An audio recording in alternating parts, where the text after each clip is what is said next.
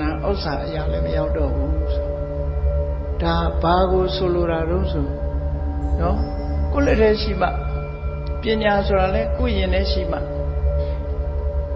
ကိုယ်ကြီးဆိုတာလဲကိုယ်လက်ထဲရှိမှအချိန်မြေသုံးနိုင်တယ်လို့ဆိုတဲ့အဓိပ္ပာယ်ဖော်ပြဒါနိတိကျမ်းလို့ခေါ်တယ်နော်အလတ္တတကုတောသိပ္ပံအသိပတ္တကုတောတနာတတ်ပညာမရှိပြင်းရင်ဘယ်တော့မှမတတ်ဘူးမတတ်ရင်ဥစ္စာမရှိဘူးဟောတော့အတ္တနတ္တကုတောဒုက္ခပစ္စည်းဥစ္စာမရှိဘူးဆိုဘယ်တော့မှမချမ်းသာဘူးလို့ဒါတွေကနိတိကျမ်းတွေရဲ့အဆုံးအမစကားတွေနော်နိတိကျမ်းဆိုတာဘဝလမ်းညွန်ခိုင်လိုက်နေပဲဖြစ်တယ်ဟောအဲ့ဓာတွေကိုလည်းပဲမိလိန်နာမင်းကြီးကလေ့လာသင်ယူထားတာဖြစ်တယ်ပေါ့ဝိသေတိကာဆိုသူတို့ခေါ်တယ်ဆိုဗိုက်ရှိချိကာလို့ခေါ်တယ်အဲ့ဒီကလည်း philosophy တစ်ခုပဲနောက်ဂဏိကာဆိုတဲ့ကဏ္ဍကျမ်းတို့ခန္ဓာပါဆိုတာအတိမုတ်စောင့်တည်တာအစအဲ့လိုအတိမုတ်တွေပညာအတိကိစ္စဆိုတာစေကုခြင်းအတ္တစတုဗေဒဆိုတာဗေဒအတ္တဒီနေရာမှာလဲဓနုဗေဒလို့လည်းပူခွဲရှိတယ်ဓနုဗေဒဆိုတာလေးပြည့်တဲ့အတ္တမြပြည့်တဲ့အတ္တမြပြည့်တဲ့အတ္တပုရဏဆိုတာရှေးဟောင်းထုံးတန်ဆင်လာတွေသိတယ်ပုရဏပုရံကျမ်းဂေါရမပုရံဘာပုရံနဲ့ပုရံကျမ်းတွေရှေ့ရှိတယ်ဣတိဟာသဆိုတာရာဇဝင်ကျမ်းတွေဇောတိတာဆိုတာရစ်ပူဇော်တာတွေနဲ့ပတ်သက်တဲ့ကျမ်းတွေဖြစ်ပေါ်ရတယ်နောက်မာယာ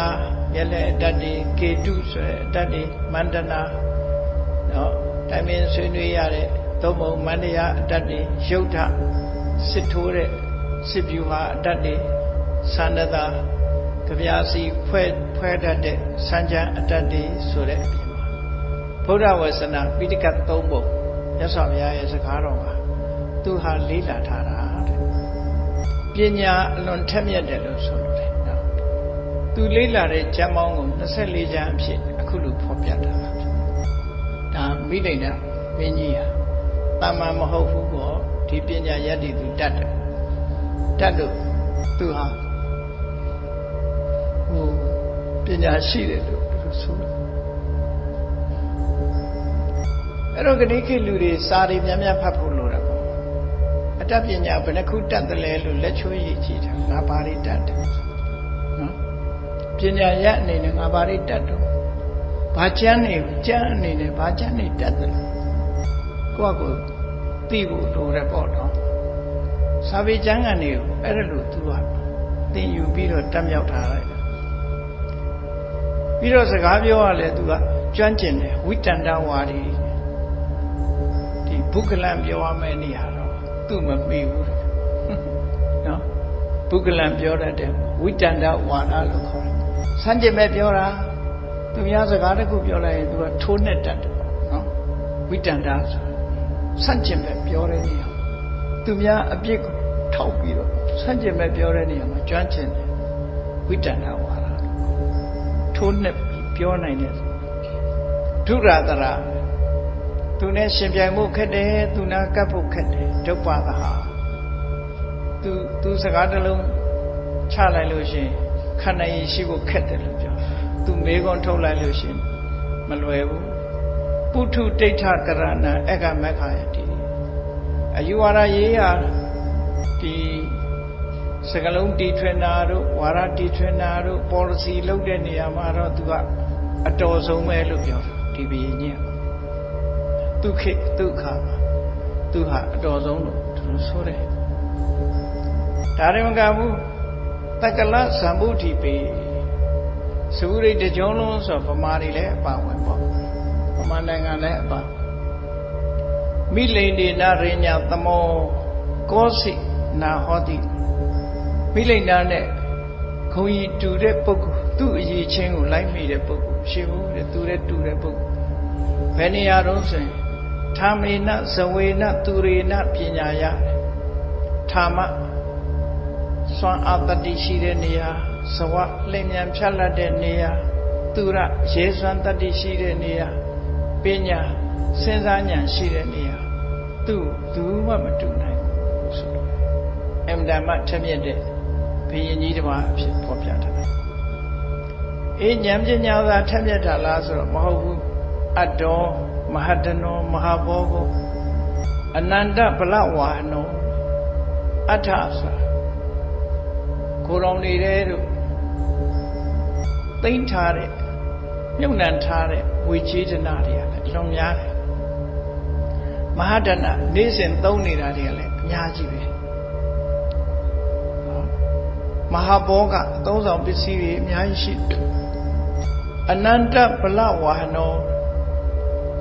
မဆုံးနိုင်လောက်အောင်များပြားလာတဲ့စစ်တီဘိုးပါစစ်သုံးရင်နေနဲ့ပြည့်စုံတယ်ဆိုလိုတဲ့စင်ဓာတ်တွေမြင့်ဓာတ်တွေစစ်သားတွေယထာဓာတ်တွေဆိုတာသူ့မှာအများကြီးရှိတယ်လို့ပြောတယ်စစ်အင်အားတောင်းတင်းတယ်လို့ဆိုအဲ့တော့သူကအုပ်စိုးနိုင်ရောပေါ့မိလိန်နာမင်းကြီးဟာအဲ့ဒါလို့အဖက်ဖက်ကပြည့်စုံဉာဏ်ရည်ချင်းသာမကအားလုံးပြည့်စုံတဲ့အရေးချင်းတွေသူ့မှာစုပုံပြီးတော့နေတယ်အဲ့ဒါလို့စုပုံပြီးတော့နေတာအဲ့ဒီမိလိန်နာဘုရင်ကြီးဟာပညာလက်တတ်တဲ့အခါကျတော့တနည်းတော့သူမျိုးတော်ပြင်မဲ့ကိုထွက်တယ်မျိုးတော်ပြင်မဲ့ထွက်ပြီးတော့ဟိုတဲ့ပေါ့ခုခေတ်လဲဘိုလ်ရှုကန်သဘင်လောက်တယ်ပေါ့လားစီရေးပြတဲ့အခမ်းအနားပေါ့ခုခေတ်အသုံးနဲ့ပြောလို့ဆို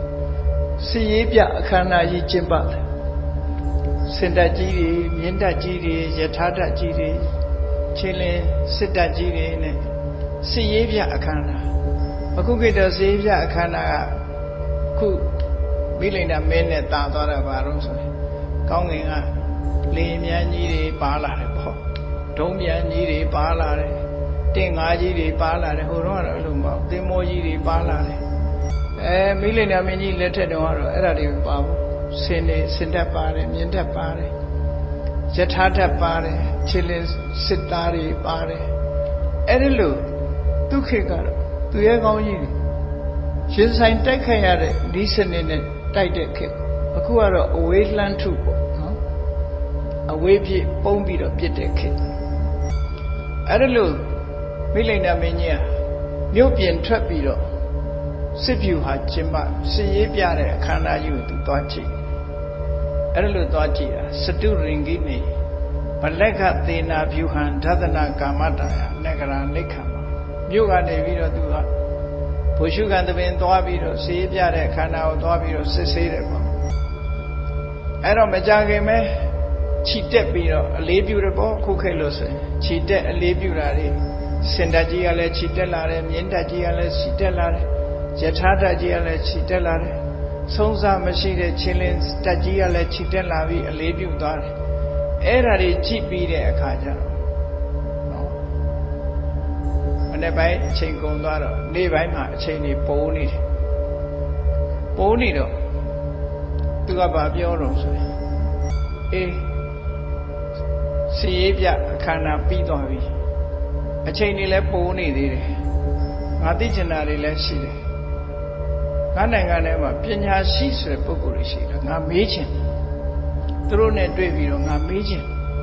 သိချင်နေတာပဲသူငါမေးချင်အဲ့တော့မင်းတို့မောင်မင်းတို့ငါ့ကို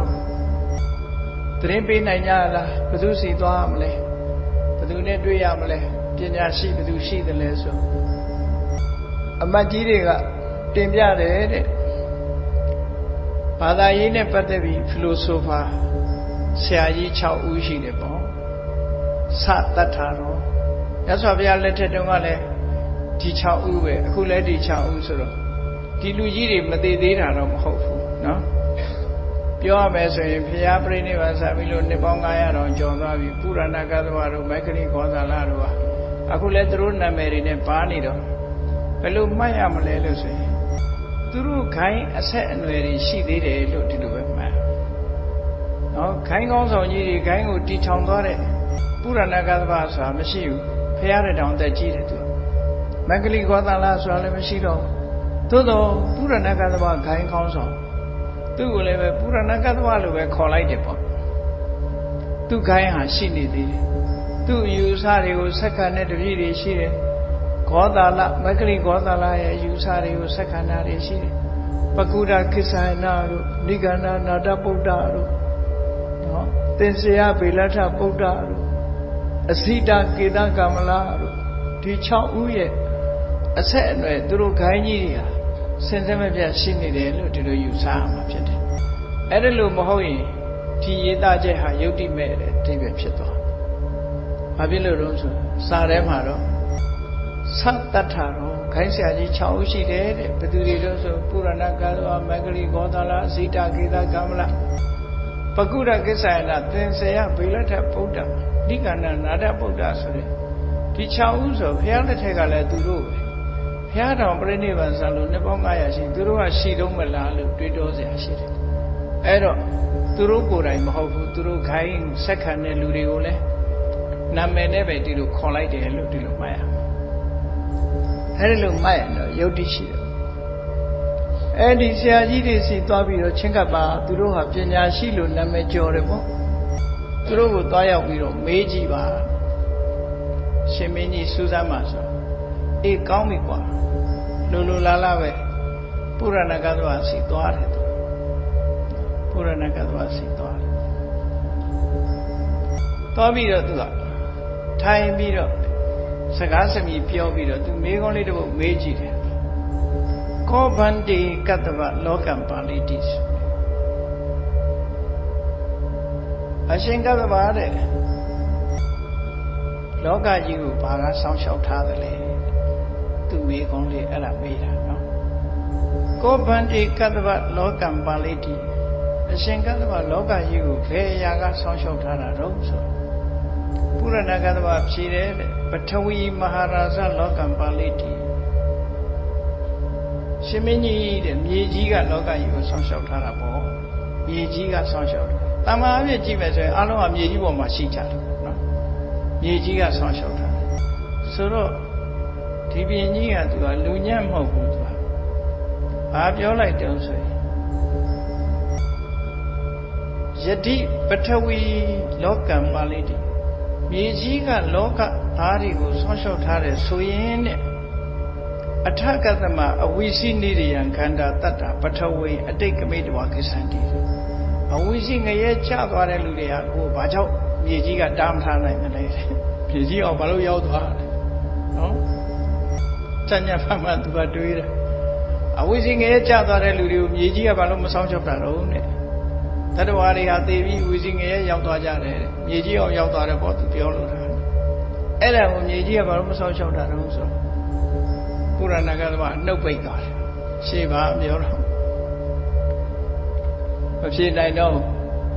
အဲ့ဒါနဲ့သူကစိတ်ပြည့်စရာကောင်းတယ်ပေါ့အသိဉာဏ်တွေကနေလိုက်ကြတာစိတ်ပြည့်စရာကောင်းလာနောက်တစ်ယောက်စီသွားမယ်ခေါ်ပြီးတော့ဘယ်သွားမက္ကလိဂောသလစီရောက်သွားမက္ကလိဂောသလစီရောက်တဲ့အခါလဲမေးပြန်တယ်သူအဋ္ဌိဗန္တိဂောသလကုသလနိကမ္မာနိအဋ္ဌိဒုက္ကတဒုက္ကတနာကမ္မနံဖလံဝိပါကောသူမေးတဲ့မွေးကောအရှင်ဂောသလတဲ့ကုသိုလ်အကုသိုလ်ကံဆိုတာရှိလားကုသိုလ်အကံအကုသိုလ်ကံတို့ရဲ့အကျိုးဆိုတာရှိသလားတဲ့ဒီမေးတော့သူ့ရဲ့ဝါဒမှာသူကရှိတယ်လို့မှမဆိုအဲ့တော့သူကပြောတယ်နတ္ထိမဟာရာဇကုသလကံကုသိုလ်အကုသိုလ်ဆိုတာမရှိပါဘူးတဲ့ကုသိုလ်ကံကအကုသိုလ်ကံရဲ့အကျိုးတရားဆိုတာလည်းမရှိပါဘူးသူကကံနဲ့ကံရဲ့အကျိုးကိုညှင်းပယ်တဲ့ဝါဒကိုသူဝါဒကွာမရှိဘူးတဲ့သူကဘာအကြောင်းပြောလိုက်တော့ဆိုအေးဒီဘဝကခတ္တိယဆိုမင်းမျိုးမှဖြစ်ရင်နောက်ဘဝရောက်ရင်လည်းခတ္တိယပဲတဲ့